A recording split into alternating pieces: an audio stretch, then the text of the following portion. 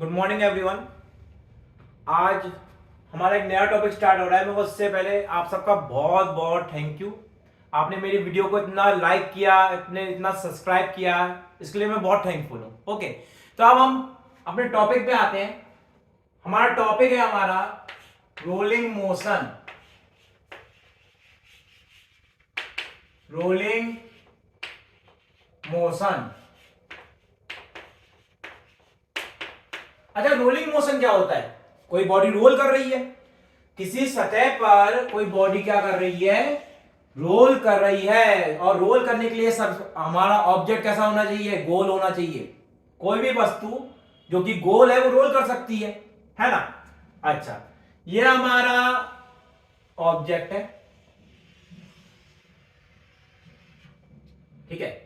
आप ध्यान से देखना, जो ये सर्कुलर ऑब्जेक्ट है, वृत्ताकार वस्तु है, ठीक है।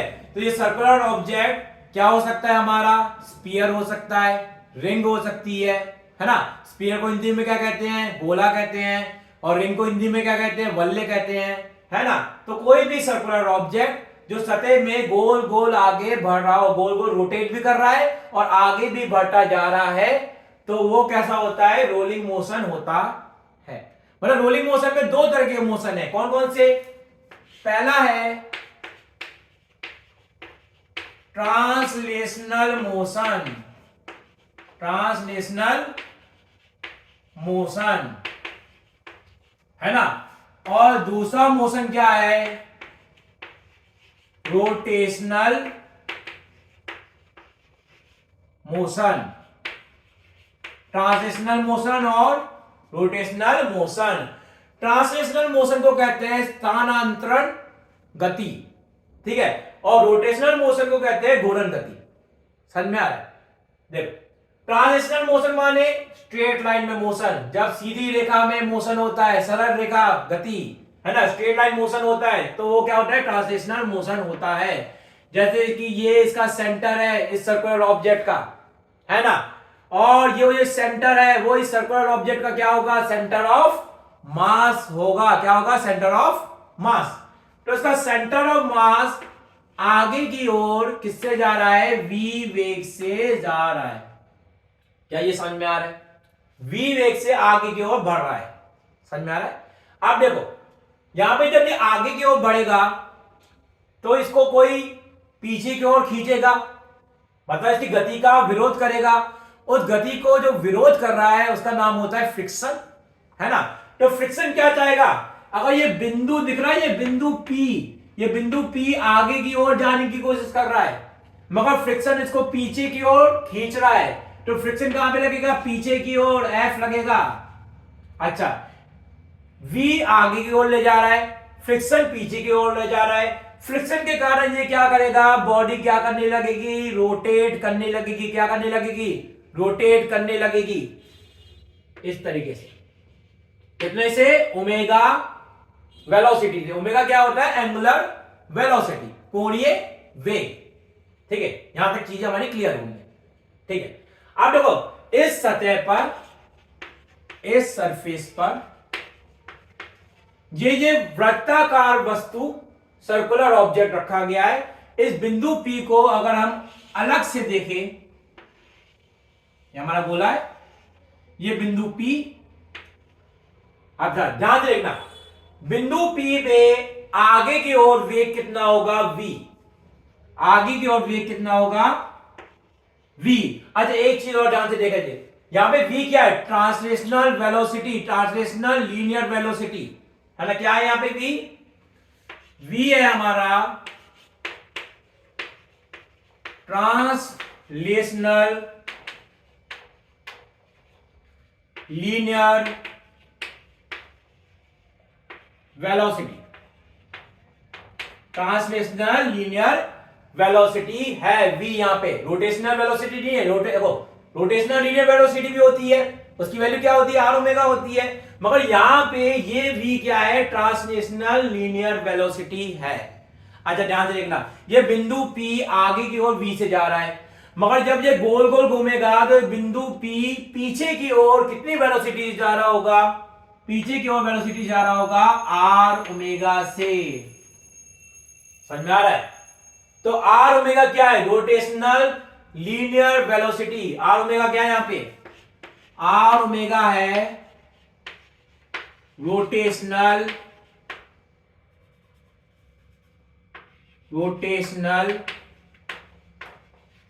Linear velocity. Rotational linear velocity है। अच्छा एक चीज ध्यान से देखें, तो आर ओमेगा पीछे की ओर जा रही है, वी क्या जा रहा है? आगे की ओर जा रहा है। अच्छा अगर वी की वैल्यू इफ वी की वैल्यू ग्रेटर देन होगी आर ओमेगा से, अगर मान लो ये आगे की ओर ज्यादा तेजी से जा रहा है और गोला धीमे धीमे रोल कर रहा है, धीमे धीमे रोटेट कर रहा है ना, तो उससे होगा क्या? ये बिंदु P का क्या होगा? आगे की ओर क्या होगा? स्लाइडिंग होगी, आगे की ओर स्लाइडिंग होगी, आगे की ओर ये स्लाइड करेगा और इसे कहते हैं फॉरवर्ड स्लाइडिंग। इसे क्या कहेंगे? Forward sliding. इस केस में क्या होगा? Forward sliding. इसे क्या कहेंगे? फॉरवर्ड स्लाइडिंग, है ना। यदि इफ v की वैल्यू कम होगी आर ओमेगा से, v की वैल्यू कम होगी आर ओमेगा से, तो क्या होगा? आर ओमेगा की वैल्यू ज्यादा है, आर ओमेगा की वैल्यू क्या है? ज्यादा है, v की वैल्यू कम है, तो ये गोला पीछे की ओर खिसकेगा। कहां पे खिसकेगा? ये तेजी से रोटेट कर रहा है, बहुत तेज रोटेट कर रहा है और ये आगे धीमे धीमे बढ़ रहा है, तो ये गोला कहां पे जाएगा? पीछे की ओर जाएगा। कहां पे जाएगा बेटा? पीछे की ओर जाएगा। और इस तरीके की स्लाइडिंग को कहते हैं बैकवर्ड स्लाइडिंग। क्या कहेंगे? Backward sliding.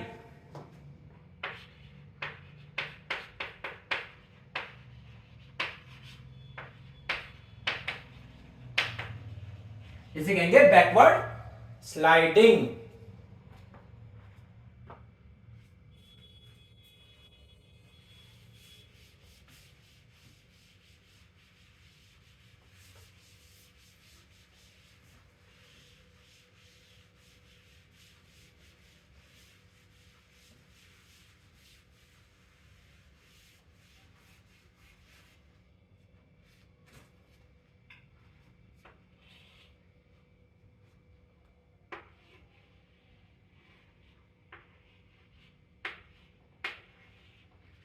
देखो भाई, अगर हमको ना बैकवर्ड स्लाइडिंग करानी है ना फॉरवर्ड स्लाइडिंग करानी है, तो यहां पे v किसके बराबर होना चाहिए? आर ओमेगा के बराबर होना चाहिए। ना v बड़ा होना चाहिए आर ओमेगा से, ना आर ओमेगा से छोटा होना चाहिए, जब तो स्लाइडिंग नहीं होगी, है ना। और v माइनस आर ओमेगा की वैल्यू, इसका मतलब कितना हो जाएगा? 0 हो जाएगी, है ना।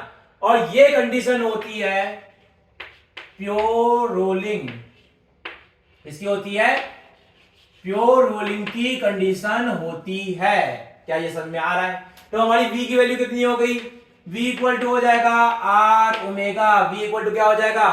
आर ओमेगा हो जाएगा, है ना। v की वैल्यू कितनी हो जाएगी? R omega.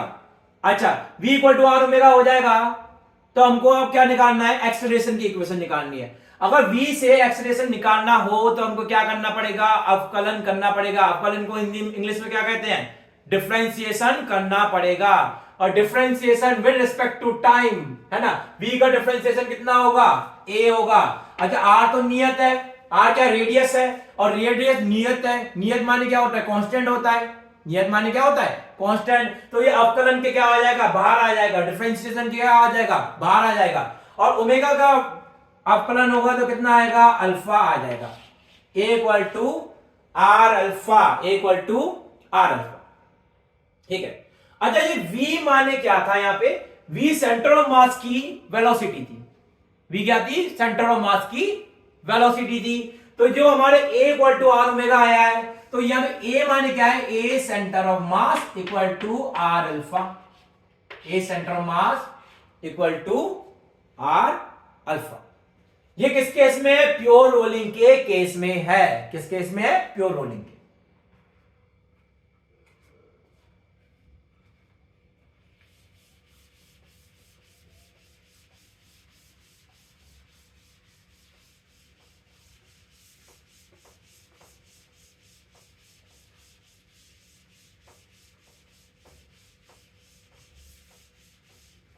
देखो जैसे कि हमारा ये सर्कुलर ऑब्जेक्ट है, क्या है, वृत्ताकार वस्तु, ठीक है। एक बिंदु हमारा ए है, ये बिंदु हमारा बी है, ये बिंदु हमारा सी है, ये बिंदु क्या है हमारा डी है, ठीक है। अच्छा ए बिंदु में प्योर रोलिंग के केस में, क्या किस केस में, प्योर रोलिंग, प्योर रोलिंग के केस में, प्योर रोलिंग के केस में ए पर वेलोसिटी जब वेग कितना था, जीरो था, कितना था, जीरो, तो वी नेट की वैल्यू यहां पे कितनी है, जीरो है, ठीक है। अच्छा ये गोला जब वल्ले या कोई भी सर्कुलर ऑब्जेक्ट ये आगे की ओर कितनी वेलोसिटी जा रहा है, v से जा रहा है ना, v से जा रहा है ना। ये गोला घूम कैसे रहा है, ओमेगा से घूम रहा है, ठीक है। तो C बिंदु पे translational velocity, translational linear velocity कितनी है बेटा, इस बिंदु को आगे की ओर कितनी वेलोसिटी जा रहा है, v वेलोसिटी से आगे जा रहा है ना, v वेलोसिटी से आगे जा रहा है। और ये C वाला बिंदु अगर इसके गोल गोल घूमने के कारण नीचे क्या लीनियर वेलोसिटी होगी, क्या होगी, आर ओमेगा होगी, कितनी होगी, आर ओमेगा होगी। और हमको पता है प्योर रोलिंग में v किसके बराबर हो जाता है, आर ओमेगा के बराबर हो जाता है। तो यहां पे v इधर, एक v इधर, ठीक है। इनके बीच में एंगल कितना बन रहा है, 90 डिग्री, ठीक है। अब वेक्टर हमको पढ़ना पड़ा है, वेक्टर क्या होता है, जहां पे अगर दो वेक्टर का एडिशन करना होता है तो वेक्टर एडिशन का नियम लगाते हैं, law of vector addition. Law of vector addition क्या होता है, दो वेक्टर का एडिशन किस तरीके से होता है, under root a square plus B square plus 2ab cos theta, ठीक है। थीटा की वैल्यू 90 डिग्री, cos थीटा की वैल्यू कितनी हो जाएगी, 0 हो जाएगी। इन दोनों वेलोसिटी का रिजल्टेंट क्या होगा, ये हमारा रिजल्टेंट आएगा, क्या ये समझ में आ रहा है, ये क्या आएगा हमारा रिजल्टेंट आएगा। अच्छा ये v और ये क्या है, इनका परिमाण समान है मगर दिशा क्या है, विपरीत है। ये वेग क्या होंगे, अलग अलग होंगे मगर इनका परिमाण कैसा आ रहा है, समान आ रहा है। अगर इनका परिमाण समान है तो हमारा under root a square plus B square, अरे cos थीटा तो हट गया, cos 90 की वैल्यू कितनी होती है, 0 होती है। तो under root V square plus B square कितना हो जाएगा हमारी वैल्यू, v√2, क्या ये समझ में आया, ठीक है, ये हो जाएगा v√2। अच्छा यहां तक चीज हमारी क्लियर हुई है। अब यहां पे बी पॉइंट पे लीनियर वेलोसिटी कितनी है, v है। अगर सीधी रेखा में चल रहा था तो v वेलोसिटी से आगे चल रहा है ना। और ये गोल गोल घूम रहा है, कैसे घूम रहा है, गोल गोल घूम रहा है, तो ये ऊपर की ओर कितनी वेलोसिटी से जा रहा है, v वेलोसिटी से जा रहा है, क्या ये समझ में आ रहा है, ठीक है। अच्छा ये v बीच में एंगल कितना, 90 डिग्री, कितना एंगल, 90 डिग्री, है ना। इन दोनों का रिजल्टेंट, इन दोनों का परिमाण कितना होगा, ये रिजल्टेंट कितना होगा ये, और यहां पे v नेट की वैल्यू कितनी हो जाएगी, यहां पे सेम वैल्यू आएगी, ये v बीच में एंगल 90 डिग्री, तो कितना हो जाएगा, v√2 हो जाएगा, क्या ये समझ में आ रहा है, ठीक है। अच्छा डी पॉइंट पे हमारी वी नेट की वैल्यू कितनी होगी, ध्यान से देखा जाए ये बिंदु भी क्या जाएगा, आगे की ओर जा रहा है, तो ट्रांसलेशनल मोशन या स्थानांतरण गति के कारण ये सीधे जा रहा है, कितनी वेलोसिटी से, v वेलोसिटी से आगे जा रहा है। रोटेशन के कारण इसके अंदर एक और वेलोसिटी आएगी, क्या होगी, आर ओमेगा। आर ओमेगा किसके बराबर है, v के बराबर है, तो v प्लस v, तो v नेट की वैल्यू कितनी हो जाएगी, v net equal to v plus v, कितना हो जाएगा, 2v, है ना। तो हमारी वैल्यू क्या निकल के आई, a पॉइंट पे 0, b पॉइंट पे v√2 और c पॉइंट पे v√2 और d पॉइंट पे 2v।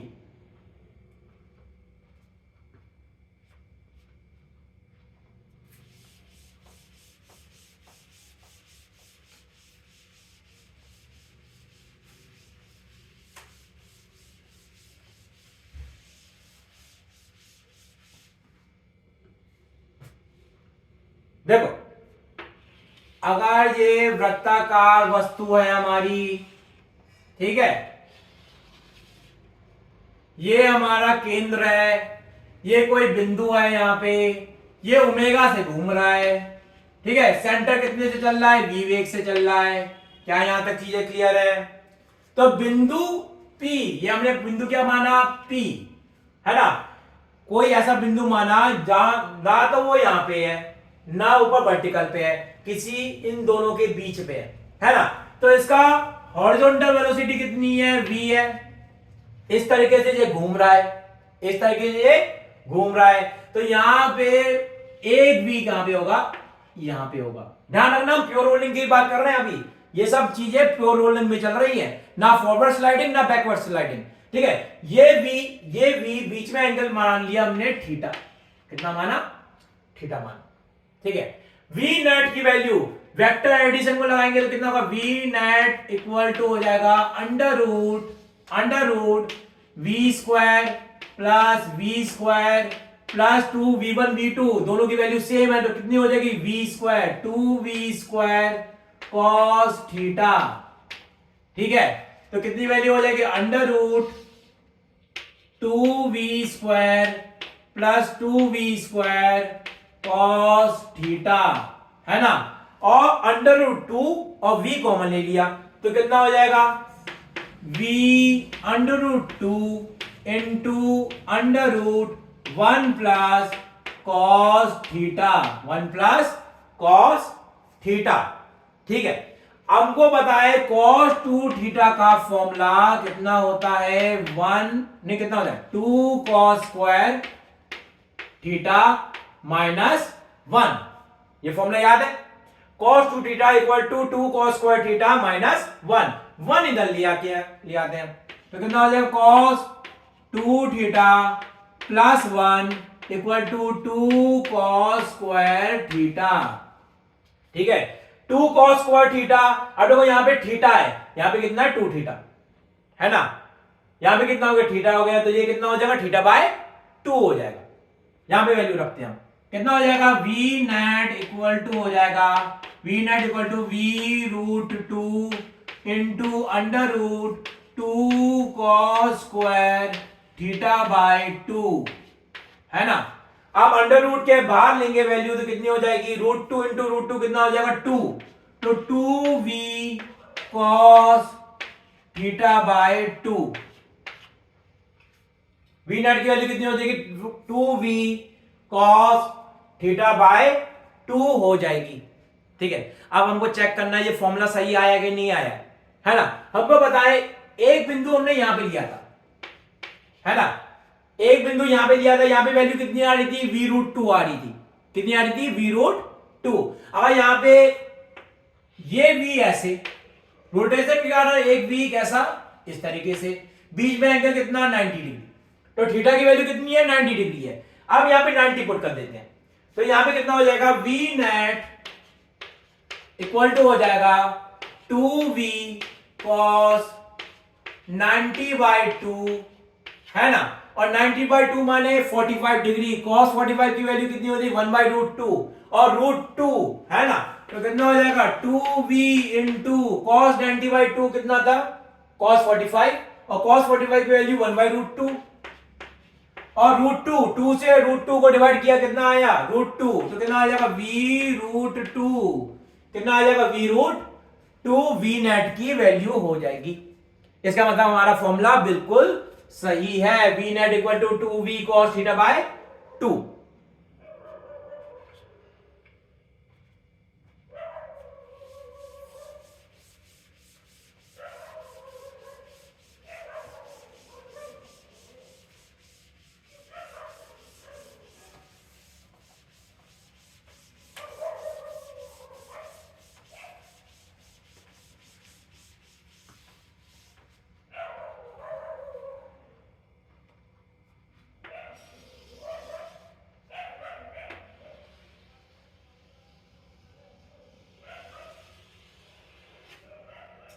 ये हमारा कोई गोला है ना, कोई हमारा सर्कुलर ऑब्जेक्ट है। अब बेटा ध्यान से देखना, ये बिंदु, अगर हमने ये बिंदु लिया तो इस बिंदु के अबाउट ये ट्रांसलेशनल मोशन कर रहा है, स्थानांतरण गति कर रहा है, और वो कितने वेग से कर रहा है, v वेग से कर रहा है, v वेलोसिटी से कर रहा है ना। और इसी बिंदु के अबाउट ये गोल गोल भी घूम रहा है ना। तो इसमें कुल ऊर्जा कितनी होगी, कुल ऊर्जा कितनी होगी, तो कितना होगा, टोटल एनर्जी कितनी होगी, वो होगी काइनेटिक एनर्जी, किसके कारण, ट्रांसलेशनल मोशन के कारण, स्थानांतरण गति के कारण क्या होगी, काइनेटिक एनर्जी प्लस के रोटेशनल एनर्जी। अच्छा, काइनेटिक एनर्जी किसके कारण, ट्रांसलेशनल मोशन के कारण कितनी होगी, 1/2 mv², है ना। और रोटेशनल काइनेटिक एनर्जी कितनी होगी, 1/2 I, मगर I कौन सा, हमने ये एक्सेस ली है, ये हमारी एक्सेस ऑफ रोटेशन है ना। इस एक्सेस ऑफ रोटेशन के अबाउट हमारा ये ओमेगा से घूम रहा है और v से आगे बढ़ रहा है ना। तो यहां पे कितना हो जाएगा, 1/2 I centre of mass into omega का स्क्वायर। क्या ये समझ में आ रहा है, 1/2 I centre of mass into omega का स्क्वायर, है ना। अब देखो ध्यान से, यहां पे रेडियस ऑफ गाइरेशन कितना होता है, रेडियस ऑफ गाइरेशन याद है, रेडियस ऑफ गाइरेशन होता है k, और k इक्वल टू कितना होता है, √I/m, है ना। तो क्या होगा, k इक्वल टू √I/m होता है, ठीक है। तो हमारा I सेंटर ऑफ मास कितना हो जाएगा, I centre of mass equal to mk² हो जाएगा कि नहीं, है ना।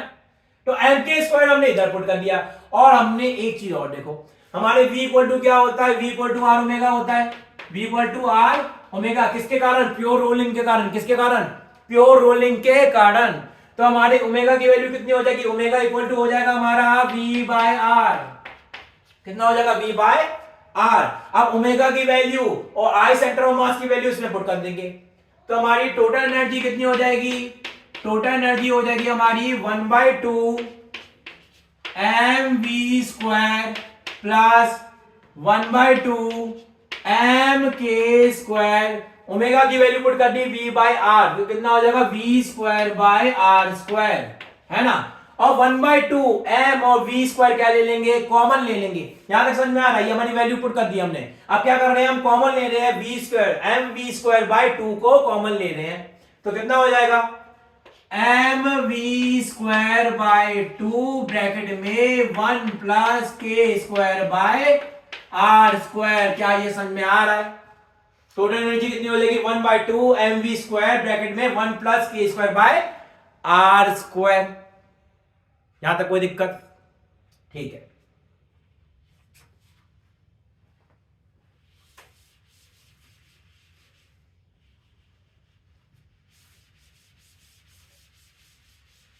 अच्छा, एक हमारी ये टोटल एनर्जी ये निकल के आई है ना।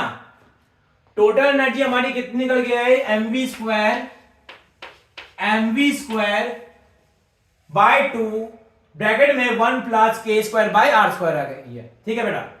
अच्छा, ये हमारे किस बिंदु के अबाउट था, इस बिंदु के अबाउट था, O पॉइंट के अबाउट। अच्छा, जो इसमें कुल ऊर्जा होगी वो तो समान रहनी चाहिए, किसी भी बिंदु के अबाउट निकालें। चलो हम निकालते हैं बिंदु नंबर ए के अबाउट कितना होगा, बिंदु नंबर ए के अबाउट यहां पे कुल ऊर्जा, टोटल एनर्जी कितनी होगी, ठीक है। अच्छा, यहां पे कुल ऊर्जा निकालना है। अब ए वाला बिंदु तो नेट वेलोसिटी वहां पे कितनी है, 0 है, मतलब यहां पे ए का सरल रेखीय गति नहीं हो रहा है ना, सरल रेखीय गति नहीं हो रहा है, तो v की वैल्यू 0 है, तो ट्रांसलेशनल काइनेटिक एनर्जी कितनी होगी, 0 होगी। क्या ये समझ में आ रहा है, दो तरह की काइनेटिक एनर्जी होती है, एक तो घूर्णन गतिज ऊर्जा, और ये होता है स्थानांतरण गतिज ऊर्जा, ठीक है। तो टोटल एनर्जी हमारी किसके बराबर होती है, टोटल एनर्जी होती है हमारी बराबर k translational plus k rotational, है ना। अच्छा, ट्रांसलेशनल मोशन सीधी रेखा में गति कर रहा है, तो ट्रांसलेशनल मोशन कितना होगा इस बिंदु का, क्योंकि यहाँ पे v नेट की वैल्यू 0 है, v नेट की वैल्यू 0 होगी, तो ट्रांसलेशनल काइनेटिक एनर्जी कितनी होगी, 0 होगी। क्या यहां तक ये समझ में आ रहा है कि नहीं आ रहा, ठीक है। ट्रांसलेशनल काइनेटिक एनर्जी कितनी होगी ए बिंदु पे, 0 होगी, 0, ठीक है। और प्लस 1/2, अब हम I की वैल्यू जो निकालेंगे, I, अभी तो हम सेंटर ऑफ मास ले रहे थे, क्यों ले रहे थे, क्योंकि ये बिंदु हमने लिया था। अब हमारा बिंदु ये है, तो यहां पे क्या हो जाएगा आई ए इंटू ओमेगा स्क्वायर, आई ए इंटू ओमेगा स्क्वायर। समझ में आ रहा है? ठीक है। अब देखो यहां पे 1/2 और ओमेगा स्क्वायर ले लिया कॉमन। अच्छा, मोमेंट ऑफ इनर्शिया इसके अबाउट कितना था, आई सेंटर ऑफ मास कितना था, आई सेंटर ऑफ मास। यहां से लेके यहां तक की दूरी कितनी है, आर है। कितनी दूरी, आर है। अब हम लगाएंगे पैरेलल एक्सिस थ्योरम। कौन सी लगाएंगे, पैरेलल एक्सिस थ्योरम, है ना। तो पैरेलल एक्सिस थ्योरम यहां पे लेके आना है, यहां से यहां पे लेके आना है। तो कितना हो जाएगा, I centre of mass plus M R square, कितना हो जाएगा, आई सेंटर ऑफ मास, ठीक है, और क्या हो जाएगा एम आर स्क्वायर। क्या ये समझ में आ रहा है? ठीक है।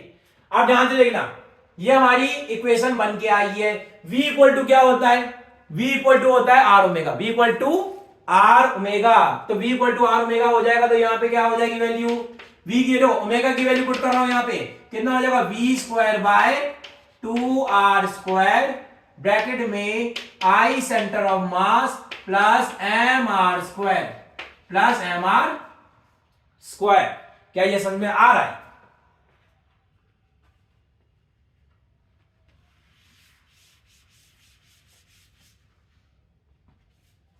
ध्यान से देखना मेरे, यहां पे आर स्क्वायर को और एम को लो, पहले आर स्क्वायर को अंदर मल्टीप्लाई कर देते हैं। तो हमारी टोटल एनर्जी कितनी हो जाएगी, टोटल एनर्जी इक्वल टू हो जाएगा V square by 2, V square by 2 into I centre of mass divided by R square, है ना। और आर स्क्वायर से आर स्क्वायर कैंसिल हो जाएगा, यहां पे क्या आ जाएगा, एम आ जाएगा। ठीक है। अच्छा, आई सेंटर ऑफ मास किसके बराबर था, एम के स्क्वायर के बराबर था। आई सेंटर ऑफ मास किसके बराबर था, I centre of mass equal to M K square. K क्या था, radius of gyration, radius of gyration. तो एम के स्क्वायर इधर लग दिया, तो कितना हो जाएगा वी स्क्वायर बाय 2 ब्रैकेट में M K square divided by R square plus M, है ना। और देखो भाई, कुछ सेम सी इक्वेशन आ रही है हमारी। तो टोटल एनर्जी कितनी हो जाएगी, यहां पे लिख रहा हूं बेटा, final answer total energy equal to, हमने एम को कॉमन ले लिया, तो कितना हो जाएगा M V square by 2 bracket में 1 plus K square by R square. ये हमारी टोटल एनर्जी, कुल ऊर्जा हो जाएगी। क्या ये समझ में आ रहा है? तो हमारी टोटल एनर्जी सेम आ रही है। हमने एक्सिस और रोटेशन चेंज किया, हमने यहां पे एक्सिस ली थी पहले, फिर हमने यहां पे ली। यहां पे हमने जब किया था तो यहां पे रोटेशनल मोशन भी आ रहा था और ट्रांसलेशनल मोशन भी आ रहा था। मगर जब हमने बिंदु नंबर ए पे लिया तो यहां पे ट्रांसलेशनल मोशन नहीं था, केवल क्या था, रोटेशनल मोशन था। केवल क्या था, रोटेशनल मोशन था। अगर रोटेशनल मोशन होगा तो इस बिंदु के अबाउट, ए बिंदु के अबाउट क्या होगा, प्योर रोटेशन होगा। क्या होगा, प्योर रोटेशन। दोनों बात में अंतर है, प्योर रोलिंग और प्योर रोटेशन। तो प्योर रोटेशन होगा, इस पॉइंट के अबाउट क्या होगा, प्योर रोटेशन, केवल रोटेट कर रहा है। समझ में आ रहा है? तो यहां पे हमारी टोटल एनर्जी कितनी हो गई, M V square by 2 bracket में 1 plus K square by R square.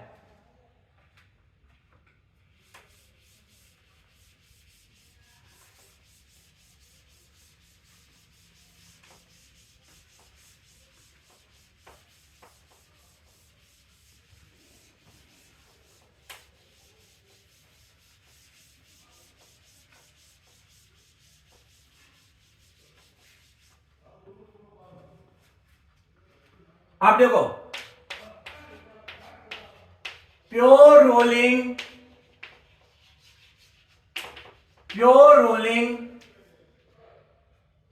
On a inclined plane,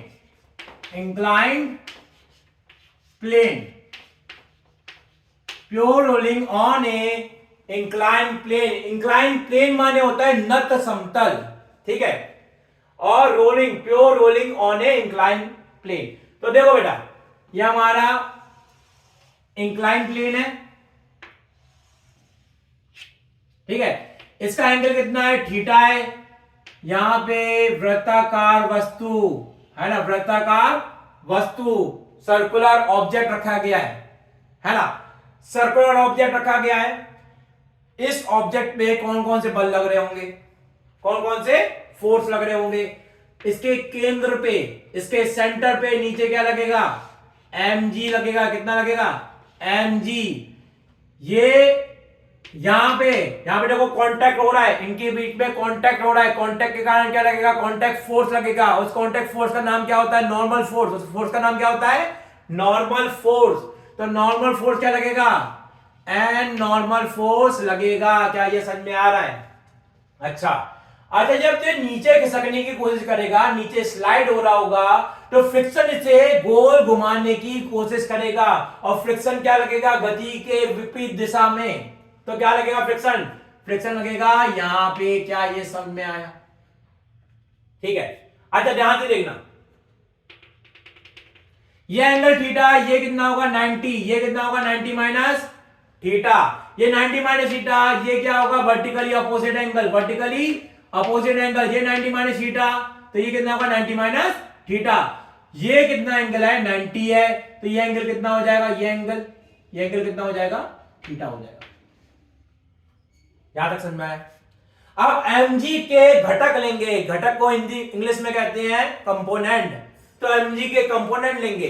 mg के घटक लेने पे क्या हो जाएगा? यहां पे mg cos theta, mg cos theta. और इधर क्या होगा? इधर क्या होगा? mg sin theta. क्या ये समझ में आ रहा है? mg sin थीटा और mg cos थीटा, है ना? अब देखो ध्यान से, mg sin थीटा, गति की दिशा इधर है। गति की दिशा क्या है? ये हमारी गति की दिशा। गति की दिशा में फोर्स को लेते हैं पॉजिटिव, और गति की विपरीत दिशा में फोर्स को लेते हैं नेगेटिव। तो गति की दिशा में mg sin थीटा कैसा होगा? पॉजिटिव का होगा। और f कैसा होगा? नेगेटिव का होगा। ठीक है, तो प्लस का mg sin theta, mg sin theta, ठीक है, माइनस का f equal to m into, अब देखो बेटा, यहां पे कौन सा लेंगे? सेंटर ऑफ मास लेंगे। m into A centre of mass, m into A centre of मास लेंगे। क्या बेटा समझ में आया? एक इक्वेशन हमारी ये आई, इक्वेशन नंबर 1। ठीक है, एक इक्वेशन हमारी प्योर रोलिंग से आई थी। प्योर रोलिंग से क्या आई थी? A centre of mass equal to R alpha. याद आ रहा है? A centre of mass equal to R alpha. ठीक है, अच्छा, ये दो इक्वेशन आ गई। तीसरी इक्वेशन किससे आएगी? हमारी टॉर्क। टॉर्क को हिंदी में क्या कहते हैं? बल आघूर्ण। बल आघूर्ण। तो बल आघूर्ण या टॉर्क हमारा टाउ इक्वल टू होता है आई इंटू अल्फा के बराबर होता है। हमने ये भी पढ़ा है ना? Tau equal to I into alpha. अच्छा, इस सेंटर ऑफ मास पे हमने ये एक्सेस ली है। ये हमने एक्सेस कहां पे ली है? सेंटर ऑफ मास से ली है। तो इसके अबाउट टॉर्क निकालना है। हमारे पास फोर्स कितने हैं? एक एन है, एक क्या है हमारा? एन है, एक हमारा mg है, और तीसरा क्या है? f है ना? तो n के कारण टॉर्क कितना होगा? देखो ध्यान से देखो, ये n इसके सेंटर ऑफ मास से पास कर रहा है। n किससे पास कर रहा है? सेंटर ऑफ मास से। तो n के कारण टॉर्क कितना होगा? 0 होगा, है ना? सेंटर ऑफ मास से mg भी पास कर रहा है, तो mg के कारण टॉर्क कितना होगा? 0 होगा। मगर टॉर्क किसके कारण होगा? स्मॉल f के कारण होगा, है ना? तो स्मॉल f के कारण टॉर्क कितना होगा? f into perpendicular distance, force into perpendicular distance. तो हमारी यहां पे f क्या हमारा? फोर्स है, और परपेंडिकुलर डिस्टेंस कितना है? रेडियस r, है ना? तो f into R, small f into R equal to I, और यहां पे आई कौन सा? Centre of mass into alpha. क्या ये समझ में आ रहा है? ठीक है, अब ध्यान से देखना, हमारी इक्वेशन नंबर ये आई तीसरी। ये तीन इक्वेशन आई, इक्वेशन नंबर 1, 2 और 3। ठीक है, अच्छा, इक्वेशन नंबर 2 से अल्फा की वैल्यू कितनी हो जाएगी? अल्फा इक्वल टू हो जाएगा हमारा a centre of mass divided by R. A centre of mass divided by R हो जाएगा। और अल्फा की वैल्यू किसमें पुट कर देंगे? इक्वेशन नंबर 3 में पुट कर देंगे। तो हमारी एफ आर इक्वल टू कितना हो जाएगा? F R equal to I centre of mass, है ना, into A centre of mass divided by R. है ना। तो स्मॉल एफ की वैल्यू कितनी आ गई, स्मॉल एफ इक्वल टू आ गया हमारा, small F equal to I centre of mass into A centre of mass divided by R square. हमने दो इक्वेशन का यूज कर चुके हैं, एक a centre mass equal to R alpha, दूसरा F R equal to I centre mass into alpha. ये दो इक्वेशन का हमने यूज कर लिया है ना।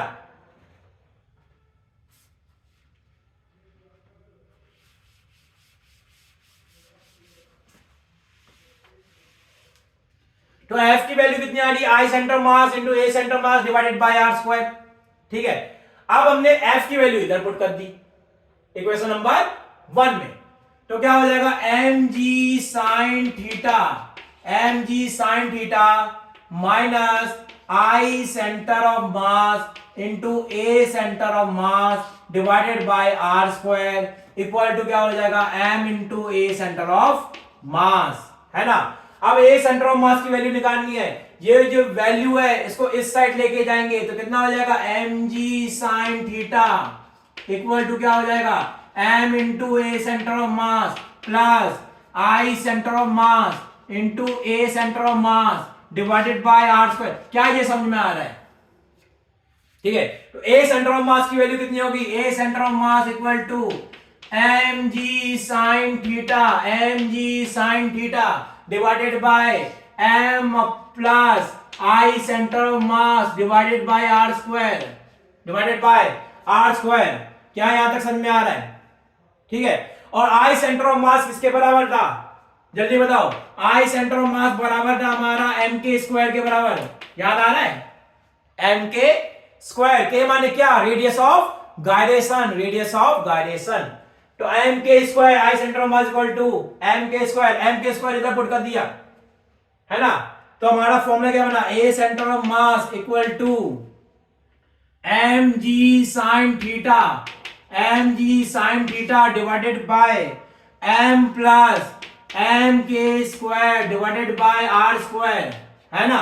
एम को कॉमन लिया, एम से एम कैंसिल, एम से एम कैंसिल हो गया। हमारी ए सेंटर ऑफ मास की वैल्यू कितनी आ गई, ए सेंटर ऑफ मास, ये नीचे वाली इक्वेशन को मिटा देते हैं, हमारी ए सेंटर ऑफ मास की वैल्यू कितनी आ गई, जी sine theta upon 1 plus K square by R square, ये हमारी ए सेंटर ऑफ मास की इक्वेशन है, ठीक है।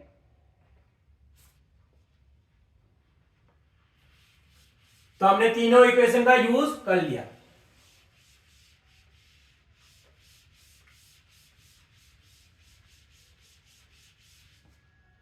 ठीक है, अब एक चीज बताओ, ए स्लाइडिंग, अच्छा स्लाइडिंग होगी और दूसरा क्या होगी, रोलिंग होगी, है ना। अगर ये स्लाइड करेगा तो ये रोटेट नहीं करेगा, अगर ये स्लाइड करेगा नीचे की ओर तो ये रोटेट नहीं करेगा। अगर ये रोटेट नहीं करेगा तो के स्क्वायर बाय आर स्क्वायर की वैल्यू कितनी हो जाएगी, जीरो हो जाएगी, कितनी हो जाएगी, जीरो हो जाएगी। तो a centre of mass, A centre of mass कितना हो जाएगा, जी साइन थीटा के बराबर हो जाएगा। समझ में आ रहा है मैंने क्या कर दिया, यहां पे रोटेशन नहीं हो रहा है, तो के स्क्वायर बाय आर स्क्वायर की वैल्यू कितनी हो गई, जीरो हो गई, के स्क्वायर बाय आर स्क्वायर की वैल्यू जीरो हो गई, और ए सेंटर ऑफ मास कितना हो गया, जी साइन थीटा के बराबर हो गया। और ये सेंटर ऑफ मास की जगह क्या मैं ये लिख सकता हूं, ए स्लाइडिंग, ये बार स्लाइडिंग हो रही है ना। और ए रोलिंग की वैल्यू कितनी होगी, ए रोलिंग इक्वल टू हो जाएगा G sine theta upon 1 plus K square by R square, है ना। अब एक चीज बताओ, ए स्लाइडिंग बड़ा है कि ए रोलिंग बड़ा है, ध्यान से देखेंगे, यहां पे 1 plus K square by R square है, तो के स्क्वायर बाय आर स्क्वायर की कुछ ना कुछ तो वैल्यू होगी ना, कुछ ना कुछ वैल्यू होगी। और वो वैल्यू अगर 1 के साथ प्लस होगी तो डिनोमिनेटर क्या हो जाएगा, ज्यादा हो जाएगा।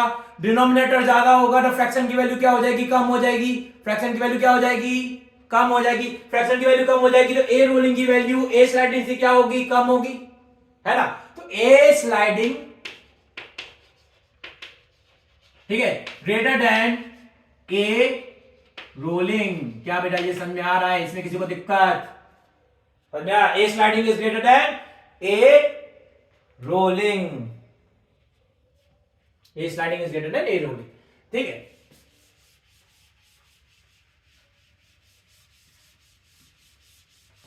अच्छा, हमारी एक इक्वेशन आई थी, हमारी एक इक्वेशन क्या आई थी, F R equal to I into A centre of mass divided by are.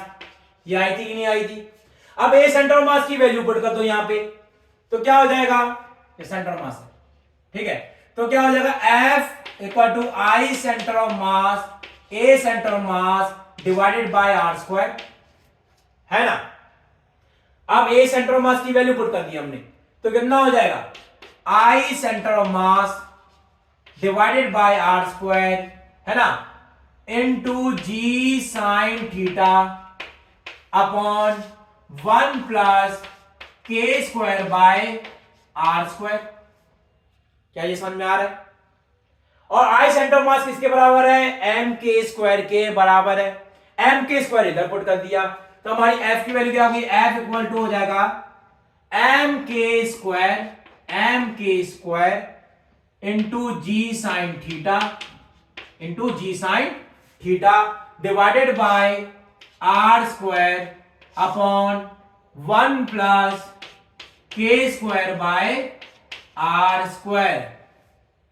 क्या ये समझ में आ रहा है? अच्छा, अगर नीचे से डिनोमिनेटर से अगर हम के स्क्वायर बाय आर स्क्वायर को कॉमन लेंगे, समझना, अगर हमने नीचे से के स्क्वायर बाय आर स्क्वायर को कॉमन ले लेंगे, क्या हमारी इक्वेशन ये नहीं बन जाएगी, एफ इक्वल टू हो जाएगा M G sine theta into K square by R square divided by K square by R square को मैंने कॉमन ले लिया, तो यहां पे क्या हो जाएगा, 1, यहां पे क्या होगा, are square by K square plus 1 नहीं हो जाएगा क्या?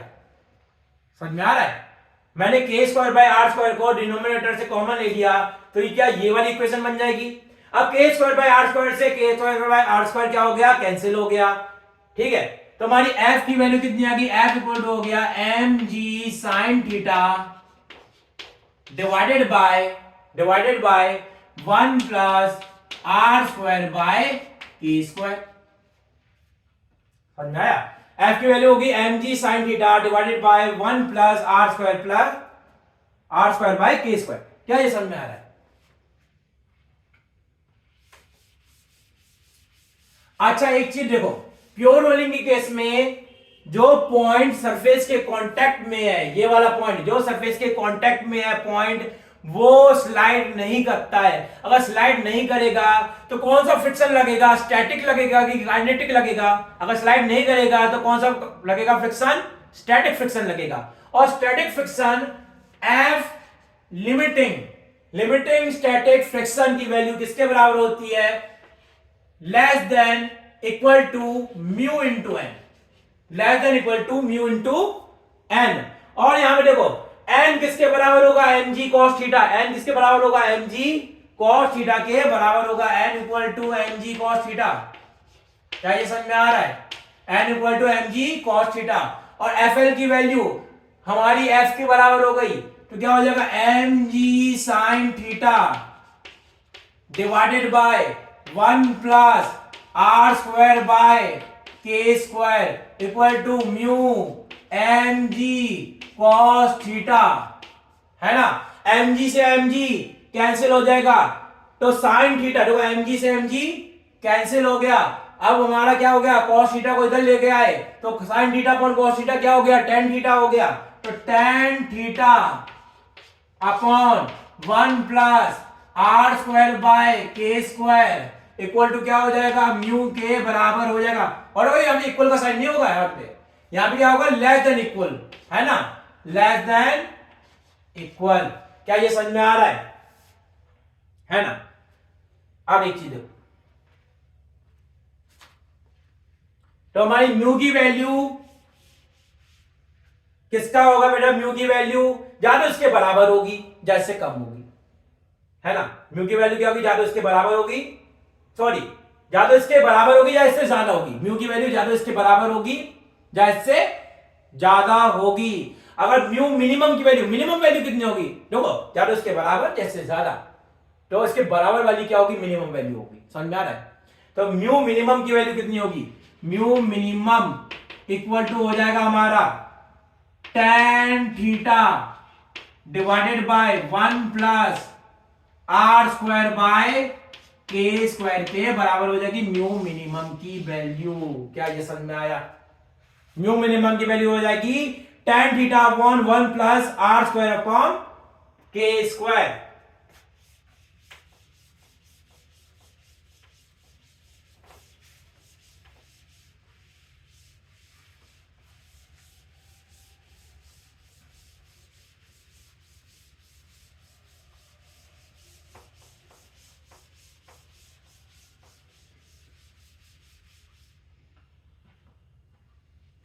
देखो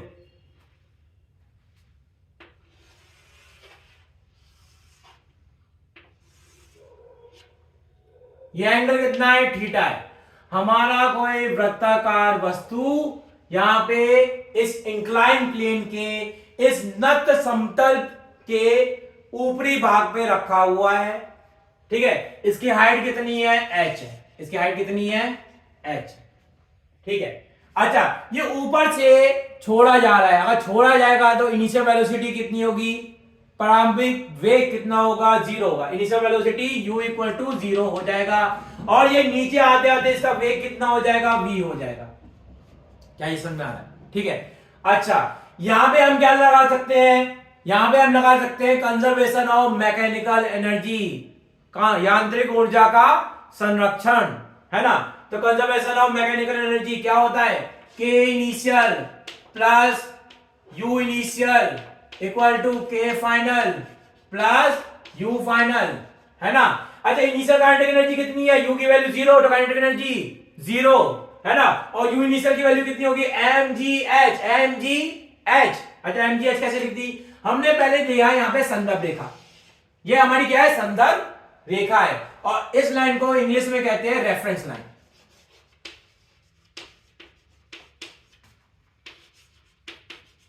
संदर्भ रेखा के h हाइट ऊपर तो ग्रेविटेशनल पोटेंशियल एनर्जी कितना होता है? गुरुत्वाकर्षण स्थितिज ऊर्जा कितनी होगी? mgh। कितनी होगी? mgh। ओके, इनिशियल की वैल्यू 0, तो mgh, है ना, इक्वल टू। और जब ये गोला या हमारा जो वस्तु है जब ये नीचे आ जाएगा, संदर्भ रेखा पे आ जाएगा, तो हमारी u फाइनल की वैल्यू कितनी हो जाएगी? 0 हो जाएगी। u फाइनल की वैल्यू कितनी होगी? u 0 होगी, क्योंकि संदर्भ रेखा पे आ गई, h की वैल्यू 0 हो गई। समझा रहा है? तो हमारी u फाइनल की value 0 equal to k final. समझ में आ रहा है? तो हमारी k फाइनल की वैल्यू, अच्छा k फाइनल क्या? हमारी काइनेटिक एनर्जी। अभी हमने कुल ऊर्जा निकाली थी, वो कुल ऊर्जा क्या थी? कुल गतिज ऊर्जा थी। एक्चुअल में वो क्या थी? कुल गतिज ऊर्जा थी। तो हमारी कुल गतिज ऊर्जा कितनी निकल के आई थी? 1/2 mv² ब्रैकेट में 1 plus k square by r square, है ना, इक्वल टू क्या होगा? mgh। क्या ये समझ में आ रहा है ना। m से m कैंसिल हो गया, m से m कैंसिल हो गया, तो v² की वैल्यू कितनी होगी? v² हो गया हमारा 2gh divided by 1 plus k square by r square, है ना। और ये v का स्क्वायर हमने हटा दिया। अगर स्क्वायर हटाएंगे तो यहां पे क्या आ जाएगा? रूट आ जाएगा। क्या ये समझ में आ रहा है?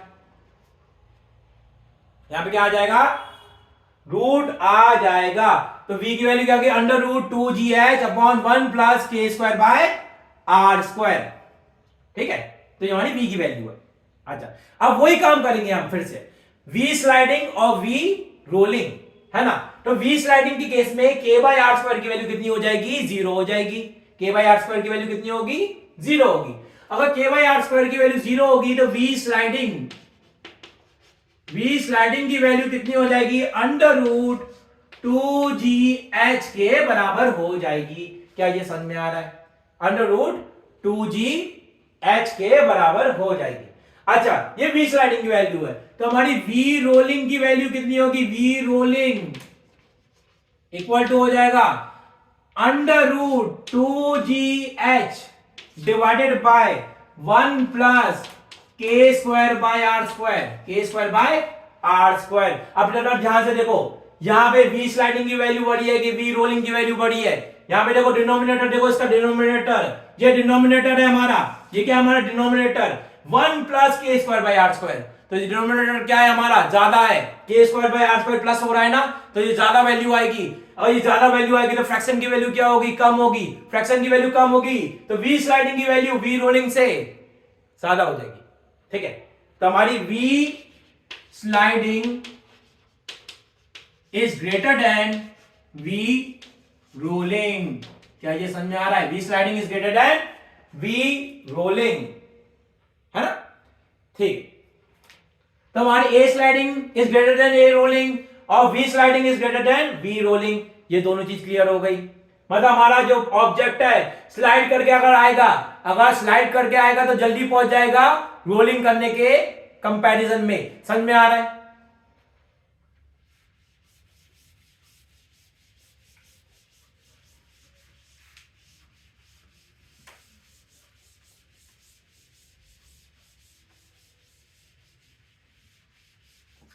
अच्छा, एक चीज और बताओ, हमारे पास इक्वेशन ऑफ मोशन होती है।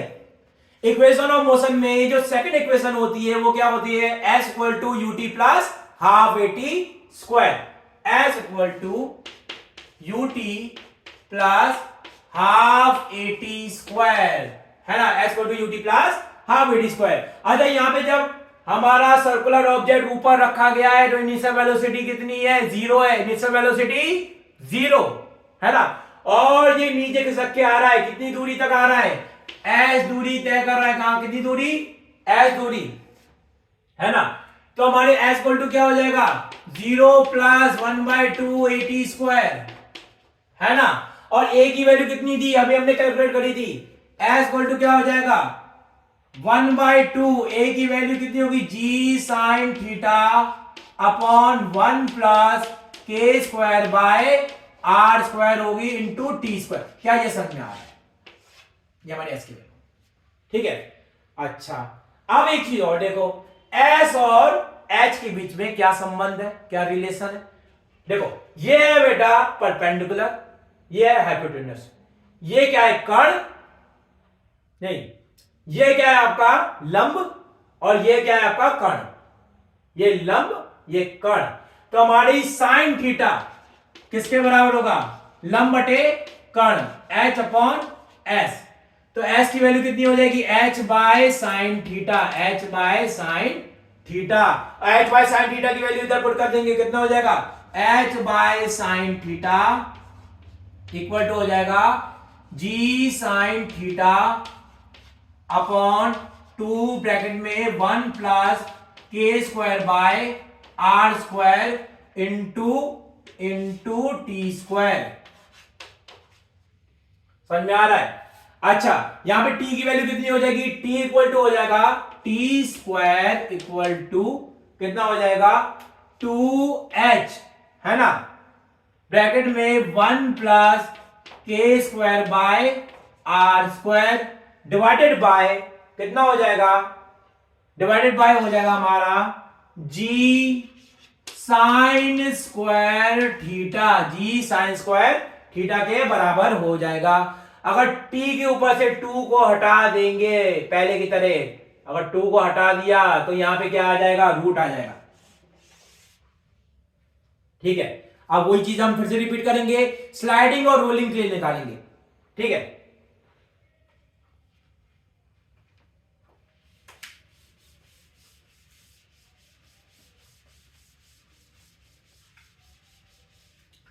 तो हमारी स्लाइडिंग के लिए, अच्छा स्लाइडिंग हो रही है तो स्लाइडिंग के केस में के बाई आर स्क्वायर की वैल्यू कितनी हो जाती है, 0 हो जाती है। हमको पता है के बाई आर स्क्वायर की वैल्यू कितनी हो जाती है, 0 हो जाती है। तो टी स्लाइडिंग